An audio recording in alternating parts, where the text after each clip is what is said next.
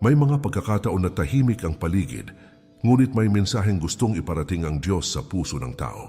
Maraming natutulog gabi-gabi na may bigat na dinadala ngunit hindi nila namamalayan na may pag-ibig na nananatiling nakabantay sa kanilang buhay. Kapag dumarating ang mga araw na tila walang nakakaunawa, may isang presensya na hindi kailanman lumalayo at patuloy na kumakatok sa kalooban. Bawat paghinga na ipinagkakaloob araw-araw ay may kasamang paalala na ang langit ay hindi kailanman tumigil sa pagmamahal sa sangkatauhan. Marahil may mga sandaling naitanong kung bakit sa kabila ng pagkukulang ay may awa pa ring dumarating at may bagong umagang sumasalubong. Nakasulat sa Biblia ang isang katotohanang patuloy na nagbibigay pag-asa sa napakaraming mananampalataya. John 3 verse 16, "For God so loved the world that He gave His only begotten Son, that whoever believes in Him should not perish, but have everlasting life." Malinaw na ipinapakita ng talatang ito na ang pag-ibig ng Diyos ay hindi pansamantala, kundi handang magbigay ng pinakadakilang handog alang-alang sa kaligtasan ng tao. Kahit maraming pagkakataon na ang tao ay naliligaw ng landas, nananatiling bukas ang habag ng Panginoon para sa sinumang handang lumapit. Bago tayo magsimula, mga mahal kong manunood, iniimbitahan ko po kayo na mag-subscribe sa ating channel para lagi po kayong updated sa mga bagong videos na aking gagawin. Paki-like na din ito at share sa iyong mga kaibigan at baguhin natin ang ating buhay sa pamamagitan ng mga salita ng Diyos. Malaking pagpapala ang bawat taong nagnanais makarinig ng mga salita na nagbibigay liwanag sa gitna ng magulong panahon. Kapag ang mensahe ng Diyos ay naipapasa sa iba, maraming pusong sugatan ang muling nabubuhayan ng loob. Bawat simpleng pakikibahagi ng mabuting balita ay maaaring maging daan upang may isang kaluluwang muling manumbalik sa pananampalataya. Patuloy na lumalawak ang kabutihan kapag sama-samang pinipili ng mga tao ang maghatid ng pag-asa. May mga biyayang dumarating na hindi agad napapansin sapagkat madalas nakatuon ang mata sa problema at kakulangan. Subalit sa bawat pagsubok na nalalagpasan, may kamay na lihim na gumagabay at hindi nagpapabaya. Maraming pagkakataon na sarado ang mga pintuan, ngunit may mas mabuting daang inihahanda ang Panginoon sa tamang panahon. Kapag may luha na bumabagsak sa gabi, may awaring handang yumakap bago sumikat ang araw. Doon mas lalong nauunawaan na ang pag-ibig ng Diyos ay hindi nasusukat sa dami ng tagumpay, kundi sa katapatan niyang samahan ng tao sa bawat yugto ng buhay. May mga dahilan kung bakit nananatiling matibay ang pag-ibig ng Diyos kahit nagbabago ang mundo at kahit humihina ang tao. Kapag nauunawaan ng isang tao kung gaano siya kamahal ng Diyos, mas lumalalim ang pasasalamat at pagtitiwala sa Kanya. Maraming sagot ang matatagpuan sa mga pangako ng Biblia na matagal nang nagbibigay lakas sa bawat tahanang may pananampalataya. Unang dahilan, mahal ka ng Diyos dahil nilikha ka niya ng may layunin at kahalagahan. Bawat buhay na ipinahintulot ng Diyos na dumating sa mundo ay may dalang natatanging dahilan na hindi kayang tumbasan ng anumang bagay sa lupa. Walang sino man ang basta lamang inilagay sa mundong ito nang walang kabuluhan sapagkat bawat kaluluwa ay bahagi ng mas malawak na plano ng Panginoon. Kapag dumarating ang mga sandaling puno ng pagkalito, nararapat lamang na alalahanin na ang pagkatao ay hindi bunga ng pagkakataon kundi bunga ng banal na layunin. Bawat talento, bawat karanasan at bawat hakbang ng tao ay maaring maging bahagi ng gawaing itinakda ng Diyos. Kahit hindi pa ganap na nauunawaan ang direksyon ng buhay, nananatiling totoo na may malinaw na dahilan ang langit sa bawat paghinga. Nakasulat sa Biblia ang isang talatang nagpapakita kung gaano kalalim ang pagkakakilala ng Diyos sa tao bago pa man siya makita ng mundo. Jeremiah 1 verse 5, "Before I formed thee in the belly I knew thee, and before thou camest forth out of the womb I sanctified thee." Ipinahahayag ng talatang ito na bago pa man mabuo ang katawan sa sinapupunan, ay kilala na ng Diyos ang pangalan, kinabukasan at landas ng isang tao. Walang yugto ng buhay na hindi niya nakita at walang bahagi ng pagkatao na hindi niya inuunawa. Kapag nararanasan ang mga panahon ng panghihina, malaking tulong ang pagbabalik sa katotohanang ang Diyos ay hindi lumilikha ng walang saysay. Bawat pagsubok na pinagdaraanan ay maaring maging paghahanda para sa mas malalim na gawain sa hinaharap. Maraming pagkakataon na ang dating sugat ang nagiging dahilan upang makapagbigay ng lakas sa kapwa. Pananahimik sa gitna ng problema ay hindi nangangahulugang pinabayaan na ng Panginoon ang buhay ng isang tao. Naroroon pa rin ang kanyang paggabay kahit hindi agad nakikita ang kabuuan ng plano. Hindi kailangang maging kilala sa paningin ng marami upang matawag na mahalaga sa harap ng Diyos. Isang pusong tapat at handang sumunod ay mahalaga sa Kanya higit sa anumang papuri ng sanlibutan. Kapag ang tao ay marunong magmahal, magpatawad at magtiwala sa Panginoon, unti-unting nahahayag ang layuning nakalaan sa Kanya. Bawat mabuting gawa na nagmumula sa dalisay na kalooban ay may kabuluhan sa mata ng langit. Naririnig ng Diyos maging ang tahimik na panalangin ng pusong naghahanap ng direksyon. Mas nagiging matatag ang pananampalataya kapag nauunawaan na ang pagkakalikha ay hindi aksidente, kundi bahagi ng dakilang kalooban ng may kapal. Bawat bagong umaga ay paalala na hindi patapos ang layuning inilaan ng Diyos sa buhay. Kapag may natitirang paghinga, naroroon pa rin ang pagkakataong tuparin ang mga bagay na ipinagkatiwala niya. Pag-ibig ng Diyos ang dahilan kung bakit patuloy siyang nagbibigay ng panibagong lakas sa araw-araw. Mula sa simula hanggang sa kasalukuyan, hawak niya ang buhay ng bawat taong pinili niyang likhain. Ikalawang dahilan, mahal ka ng Diyos dahil nananatili siyang tapat kahit nagkakamali ka. Hindi nawawala ang pag-ibig ng Diyos kapag ang tao ay nadarapa sa gitna ng kahinaan. Kapag ang puso ay napupuno ng pagsisisi, naroroon pa rin ang awa ng Panginoon na handang umakay pabalik. Bawat pagkukulang ay hindi sapat upang burahin ang malasakit ng Diyos sa kanyang mga anak. Kahit ang mga sandaling puno ng pangamba ay hindi hadlang upang patuloy siyang lumapit sa pusong naghahanap ng kapatawaran. Habag ng langit ang patuloy na bumabalot sa taong marunong lumingon muli sa Panginoon. Nakasulat sa Biblia ang isang pangakong nagbibigay pag-asa sa bawat nagbabalik loob. 1 John 1 verse 9, If we confess our sins, He is faithful and just to forgive us our sins and to cleanse us from all unrighteousness. Ipinapakita ng talatang ito na ang Diyos ay hindi naghihintay ng perpektong tao kundi pusong handang umamin at magpakumbaba. Kapag ang isang tao ay lumalapit ng may katapatan, bukas ang pintuan ng kapatawaran. Maraming pagkakataon na ang tao ay hirap patawarin ang sarili dahil sa mga desisyong nagdulot ng sugat sa nakaraan. Subalit higit na malawak ang habag ng Diyos kaysa sa bigat ng anumang pagkakamali. Bawat panibagong araw ay patunay na hindi pa isininasara ng Panginoon ang pagkakataon para magsimula muli. Pagbagsak sa isang yugto ng buhay ay hindi nangangahulugang tapos na ang plano ng langit. Naroroon ang biyaya na muling bumubuo sa mga bahaging nasira. Hindi sinusukat ng Diyos ang halaga ng tao ayon sa kanyang nakaraan, kundi ayon sa kakayahan niyang tumugon sa tawag ng pagbabago.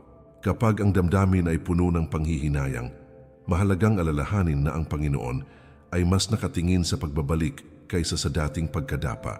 Bawat panalangin ng pusong sugatan ay dinirinig sa oras na hindi inaasahan. Pagluha sa katahimikan ay hindi lingid sa kanyang paningin. Pag-ibig niya ang dahilan kung bakit may lakas muling tumayo. Patuloy na ipinapakita ng Diyos ang kanyang katapatan sa pamamagitan ng mga biyayang dumarating, kahit hindi karapat-dapat sa pakiramdam ng tao. Bawat pagkakataong muling ngumiti, pagkatapos ng mabigat na pinagdaraanan, ay bakas ng kanyang kabutihan. Kapag may pintuang muling nabubuksan matapos ang kabiguan, naroroon ang paalala na hindi pa tapos ang kanyang gawain. Walang pusong lubusang nawawala kapag pinipiling kumapit sa awa ng Panginoon. Pag-ibig ng Diyos ang nananatiling ilaw sa gitna ng anumang pagkukulang. Ikatlong dahilan, mahal ka ng Diyos dahil naririnig niya ang bawat panalangin mo. Kapag ang paligid ay tahimik at tila walang makausap tungkol sa bigat ng damdamin, nananatiling bukas ang pakikinig ng Diyos sa bawat bulong ng puso. Bawat salitang binibigkas sa panalangin, gaano man kaikli o kabigat, ay umaabot sa kanyang harapan. Hindi kailangan ng magagarbong pahayag upang marinig ng langit ang hinaing ng tao sapagkat sapat ang pusong tapat at lumalapit ng may pananampalataya. Kahit sa mga sandaling hirap ng ilarawan ng nararamdaman, nauunawaan ng Panginoon ang laman ng kalooban. Pag-ibig niya ang dahilan kung bakit hindi nawawala ang kanyang pakikinig sa bawat dumadaing. Nakasulat sa Biblia ang isang paalalang nagbibigay lakas sa sinumang nananalangin. Jeremiah 33 verse 3. Call unto me, and I will answer thee, and show thee great and mighty things which thou knowest not. Ipinakikita ng talatang ito na ang Diyos ay hindi malayo sa mga tumatawag sa Kanya, kundi handang sumagot sa tamang panahon. Bagamat hindi agad dumarating ang hinihintay na kasagutan, nananatili pa rin kumikilos ang Kanyang kapangyarihan. Kapag may mga araw na tila mabigat ang suliranin at walang malinaw na direksyon, panalangin ang nagiging tulay upang muling magkaroon ng kapanatagan. Bawat pagluha habang nananalangin ay may dalang pag-asa dahil walang luha na hindi nakikita ng Panginoon. Paghingi ng lakas sa gitna ng kahinaan ay hindi senyales ng pagkatalo, kundi pagpapakita ng pagtitiwala sa Diyos. Maraming biyaya ang dumarating ng tahimik matapos ang mga gabing puno ng paghingi ng gabay. Naroroon ang Kanyang presensya kahit hindi agad nararamdaman. Hindi laging kapareho ng inaasahan ang paraan ng pagsagot ng Diyos sa panalangin ng tao. May pagkakataong ang hinihinging daan ay hindi agad ibinibigay dahil may mas mabuting handang ilaan ng Panginoon.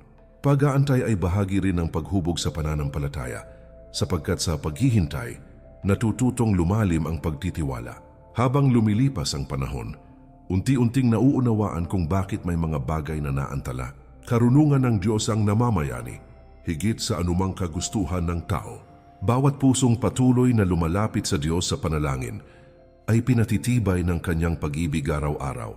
Kapag may kapayapaang dumarating sa gitna ng problema, malinaw na tanda iyon ng Kanyang presensya. Bawat umagang may panibagong pag-asa ay bunga ng Kanyang hindi nakikitang pagkilos. Paglapit sa Panginoon sa oras ng pangamba ay nagdudulot ng lakas na hindi kayang ibigay ng mundo. Pag-ibig ng Diyos ang dahilan kung bakit walang panalangin nawawala sa Kanyang pandinig. Ika-4 na dahilan. Mahal ka ng Diyos dahil hindi ka niya iniiwan sa panahon ng pagsubok. Kapag dumarating ang mabibigat na araw at tila sabay-sabay ang mga suliranin, nananatiling kasama ng tao ang presensya ng Diyos. Hindi man agad nakikita ang Kanyang pagkilos, patuloy siyang gumagabay sa bawat hakbang na pinanghihinaan ng loob. Bawat gabing puno ng pag-aalala ay may kasamang tahimik na pag-aaruga mula sa langit. Kapag ang lakas ng loob ay unti-unting nauubos, doon mas malinaw na nararanasan ang Kanyang pag-alalay. Pag-ibig ng Panginoon ang dahilan kung bakit may natitirang tibay kahit pagod na ang damdamin. Nakasulat sa Biblia ang pangakong nagbibigay tapang sa gitna ng anumang laban sa buhay. Isaiah 41 verse 10. Fear thou not, for I am with thee. Be not dismayed, for I am thy God, I will strengthen thee. Yea, I will help thee. Yea, I will uphold thee with the right hand of my righteousness. Malinaw na ipinahahayag ng talatang ito na ang Diyos ay hindi lamang nanonood mula sa malayo, kundi aktibong sumusuporta sa Kanyang mga anak. Kapag nararamdaman ang pangamba, mahalagang balikan ang pangakong hindi siya bumibitaw. Hindi palaging madali ang pagdaan sa pagsubok, lalo na kapag sunod-sunod ang mga bagay na hindi naaayon sa inaasahan. May mga sandaling ang katahimikan ng sagot ay nagiging dahilan ng panghihina ng loob. Subalit kahit walang agarang pagbabago sa sitwasyon, naroroon pa rin ang kapangyarihan ng Diyos na kumikilos sa paraang hindi agad napapansin. Bawat araw na naitatawid ay patunay na may lakas na ipinagkakaloob mula sa itaas. Pagtitiis sa gitna ng hirap ay unti-unting nagbubunga ng mas matatag na pananampalataya. Kapag ang tao ay nawawala ng kasiguruhan sa sariling kakayahan, madalas doon dumarating ang mas malalim na pag-asa mula sa Panginoon. Hindi hadlang ang kahinaan upang maranasan ang Kanyang tulong, sapagkat doon mas malinaw ang Kanyang kapangyarihan. Bawat luha na bumabagsak habang nananalangin ay may kasamang habag na bumabalot sa puso. Pagharap sa problema ng may pagtitiwala ay nagiging daan upang maranasan ang kapayapaang hindi kayang ibigay ng mundo. Kabutihan ng Diyos ang nananatiling sandigan sa mga panahong walang malinaw na kasagutan. Bawat pagsubok na nalalampasan ay nagiging patunay na hindi kailanman pinabayaan ng Diyos ang Kanyang minamahal. Kapag lumilingon sa mga nakaraang panahon ng hirap, makikita kung paanong may mga pintuang nabuksan sa oras ng pangangailangan. May lakas na dumarating sa tamang sandali. Kahit akala ng tao ay wala ng matitirang pag-asa, pananatili ng Diyos sa tabi ng tao ang dahilan kung bakit may kakayahang bumangon muli. Pag-ibig niya ang ilaw na patuloy na nagbibigay direksyon sa gitna ng anumang unos. Ika-5 dahilan. Mahal ka ng Diyos dahil handa siyang magpatawad at magbigay ng panibagong simula. Maraming puso ang nagdadala ng bigat mula sa nakaraan dahil sa mga desisyong nagdulot ng panghihinayang. Kapag sumasagi sa isip ang mga pagkukulang, madalas nawawala ang kapayapaan at lumalalim ang pagdududa sa sariling halaga. Subalit nananatiling bukas ang habag ng Diyos sa bawat pusong lumalapit ng may kababaang loob. Hindi niya ipinagkakait ang awa sa sinumang taos pusong naghahanap ng kapatawaran. Pag-ibig ng Panginoon ang dahilan kung bakit may pagkakataong magsimula muli kahit marami ng pagkadapa. Nakasulat sa Biblia ang isang pangakong nagbibigay lakas sa mga naghahangad ng pagbabago. Psalm 103 verse 12. As far as the east is from the west, so far hath He removed our transgressions from us. Ipinakikita ng talatang ito na kapag ang Diyos ay nagpatawad, hindi niya patuloy na ibinabalik ang dating pagkakasala laban sa tao. Awa niya ang naghihiwalay sa lumang pagkatao at sa bagong landas na inihahanda. Hindi madaling patawarin ang sarili, lalo na kung ang sugat ay matagal nang dala sa loob. Gayunman, higit na mahalaga ang pagtanggap na ang kapatawaran ng Diyos ay mas malawak kaysa sa sariling paghatol. Bawat panalangin na puno ng pagsisisi ay may puwang sa kanyang habag. Paglapit sa kanya ng may tapat na puso ay hindi kailanman nauuwi sa pagkabigo. Naroroon ang kapayapaan kapag ang tao ay tumitigil sa pagtakbo palayo at pinipiling bumalik sa Panginoon. Kapag ang isang tao ay tumatanggap ng panibagong simula mula sa Diyos, unti-unting nabubuo muli ang pag-asa.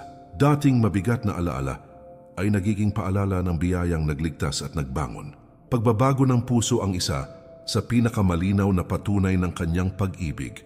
Bawat araw na may bagong lakas ay tanda na patuloy siyang kumikilos sa kalooban. Kabutihan ng Diyos ang humuhubog sa isang pusong handang magsimulang muli. Walang nakaraan na kayang hadlangan ang layuning inihahanda ng Panginoon para sa isang taong nananalig sa Kanya. Kapag pinipili ang tamang landas matapos ang pagkakamali, mas lumalalim ang pag-unawa sa tunay na awa ng Diyos. Bawat pagkakataong muling bumangon ay patunay na hindi nagtatapos ang kwento sa kabiguan. Pag-ibig niya ang nagbibigay tapang upang harapin ang panibagong bukas ng may pag-asa. Sa bawat pagbabalik loob, mas lalong nahahayag ang kabutihang hindi nagsasawang magpatawad. Ika-6 na dahilan, mahal ka ng Diyos dahil may nakahanda siyang mabuting kinabukasan para sa buhay mo.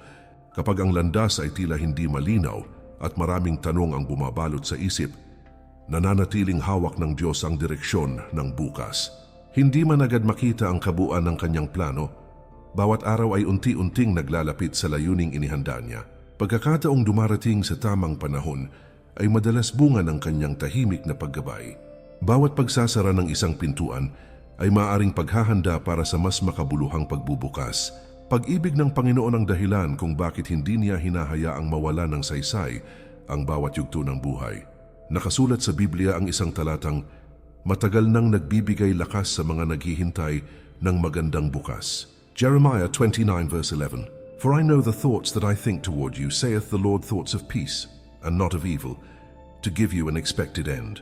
Ipinahahayag ng talatang ito na ang nasa isip ng Diyos para sa kanyang mga anak ay kapayapaan at pag-asa. Kahit may mga araw na hindi maunawaan ang nangyayari, nananatili pa ring mabuti ang layuning kanyang inilaan. Hindi laging naayon sa inaasahan ng takbo ng buhay sapagkat may mga panahong kailangan munang dumaan sa paghihintay. Habang lumilipas ang panahon, maraming bagay ang nagiging malinaw kapag binalikan ang mga nakaraang karanasan. Dating kabiguan ay nagiging daan upang maitama ang direksyon at mapalapit sa mas mabuting pagkakataon. Pagtitiis sa gitna ng kawalan ng kasiguruhan ay humuhubog sa mas matatag na pananampalataya. Naroroon ang kamay ng Diyos kahit sa mga panahong tila mabagal ang pag-usad. Kapag ang puso ay natutong magtiwala, mas nagiging payapa ang pagharap sa mga hindi pa nakikita. Hindi kailangan maunawaan agad ang lahat upang makapanatili sa pananampalataya. Bawat panibagong umaga ay paalala na may sariwang biyayang handang ibuhos ang langit. Paglapit sa Panginoon araw-araw ay nagbibigay linaw sa mga desisyong kailangang tahakin. Karunungan niya ang nagiging ilaw sa bawat sangandaan ng buhay.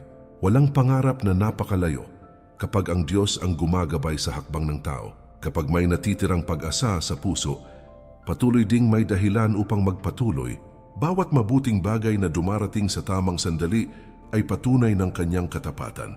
Pag-ibig niya ang dahilan kung bakit may hinaharap na maaring salubungin ng may tapang. Sa bawat araw na lumilipas, mas nahahayag na ang mabuting plano ng Diyos ay laging may tamang panahon. Ikapitong dahilan. Mahal ka ng Diyos dahil binibigyan ka niya ng lakas sa bawat kahinaan. May mga sandaling ang katawan ay pagod na, ngunit mas mabigat ang nararamdaman ng puso kapag dumarating ang mga araw na tila ubos na ang kakayahang lumaban. Naroroon pa rin ang Diyos na nagbibigay ng panibagong tibay. Hindi laging nakikita ng iba ang tahimik na laban na dinadala ng isang tao sa loob ng kanyang sarili. Gayunman, walang pagod na pinagdaraanan ang nalilihim sa Panginoon. Pag-ibig niya ang dahilan kung bakit may lakas na dumarating sa oras na halos wala nang natitirang sigla. Nakasulat sa Biblia ang isang talatang matibay na sandigan sa panahon ng panghihina. Philippians 4 verse 13, I can do all things through Christ which strengtheneth me. Ipinahahayag ng talatang ito na ang tunay na lakas ay hindi lamang nanggagaling sa sariling kakayahan, kundi sa kapangyarihang ibinibigay ni Kristo. Kapag ang puso ay nakakapit sa Diyos, nagkakaroon ng tibay upang harapin ang mga bagay na dati ay tila hindi kakayanin. Hindi hadlang sa Panginoon ang luha, pagod, o pag-aalinlangan sapagkat doon madalas nahahayag ang kanyang tulong. Bawat panalangin na binibigkas sa gitna ng panghihina ay nagiging daan upang muling tumatag ang loob. Pagharap sa araw-araw na hamon ay nagiging mas magaan kapag ang isip ay nakatuon sa presensya ng Diyos. Kahit tahimik ang paligid, may kapayapaang unti-unting bumabalot sa pusong nananalig. Naroroon ang kanyang pag-alalay sa bawat sandaling kailangan ng lakas. Kapag ang isang tao ay nawawalan ng gana dahil sa sunod-sunod na pagsubok, mahalagang alalahanin na hindi permanente ang kasalukuyang bigat. Dumaraan ang bawat hirap, ngunit nananatili ang kabutihan ng Diyos. Bawat maliit na hakbang ng pagtitiwala ay mahalaga sa harap ng langit.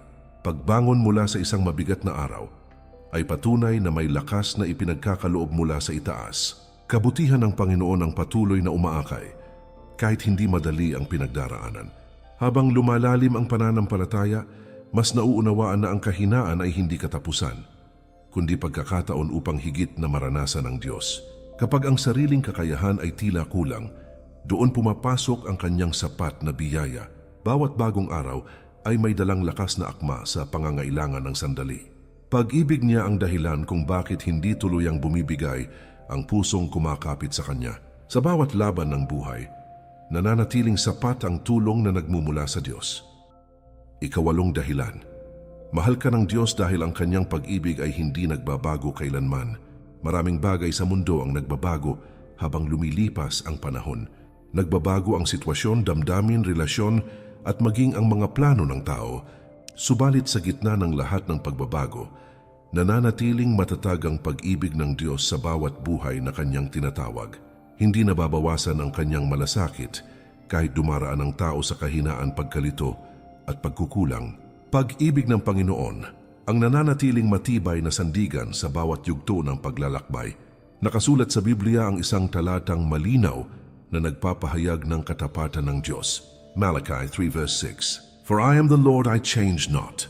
Maikli man ang talatang ito, malalim ang kahulugan sapagkat ipinapakita nito na ang katangian ng Diyos ay hindi naaapektuhan ng pagbabago ng panahon o kalagayan ng tao.